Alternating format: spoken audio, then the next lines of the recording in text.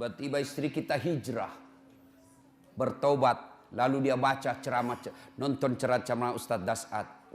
Salah satu kewajiban istri memasak masakan kesenangan suami. Kalau dia pergi lama masak, dia naik gojek lah pergi pasar.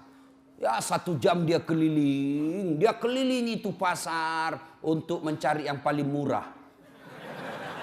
Perempuan kan begitu Pak, hobinya nawar. Beda 5.000 dia keliling pasar itu. Sudah, sampailah di rumahnya, panaslah dia masak, dia sambil baca buku resep. Dia belajar. Begitu datang suaminya senanglah dia, wah masakan spesial ini. Begitu dicoba suaminya. Langsung dilistrik. Kenapa bang? Enak betul. Barusan saya dapat masakan seperti ini, nyaman. Bapak boleh bohong seperti itu. Bahkan bapak akan menghancurkan perasaannya istri ketika bapak terlalu jujur waktu itu. Goblok! Beleng-beleng lu!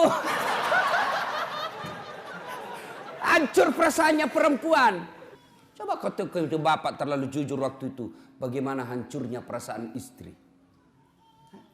Maka ibu-ibu belajarlah memasak. Ya? Sekarang ibu-ibu malas masak Pak. Dia lebih senang go food. Tak tahu kalau di sini apa ada itu ya, makanan dibeli semua. Itu kalau kota-kota besar Pak semua dibeli. Sambal terasi pun yang sudah diulek-ulek dibeli Pak.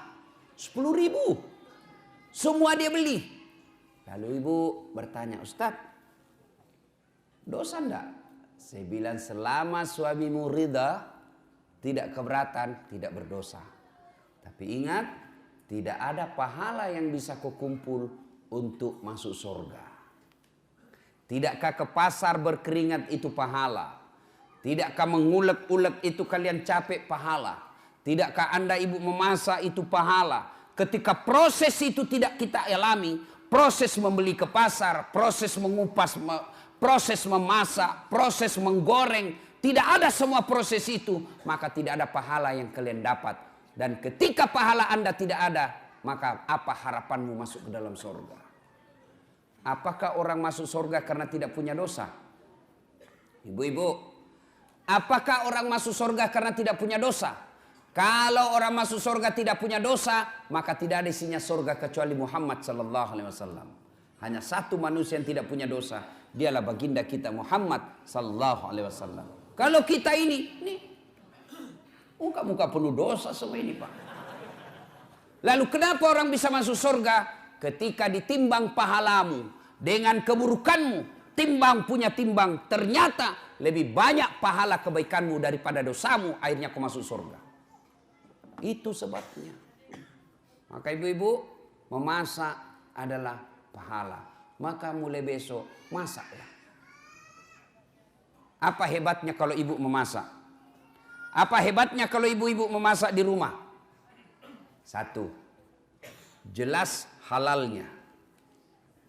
Ibu masak jelas halalnya. Masakan di luar belum tentu halal.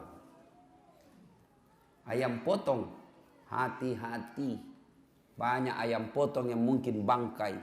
Banyak ayam potong yang mungkin tidak halal. Kenapa? Karena yang memotong bukan orang Islam. Banyak ayam potong barangkali haram. Kenapa? Karena dipotong bukan atas nama Allah.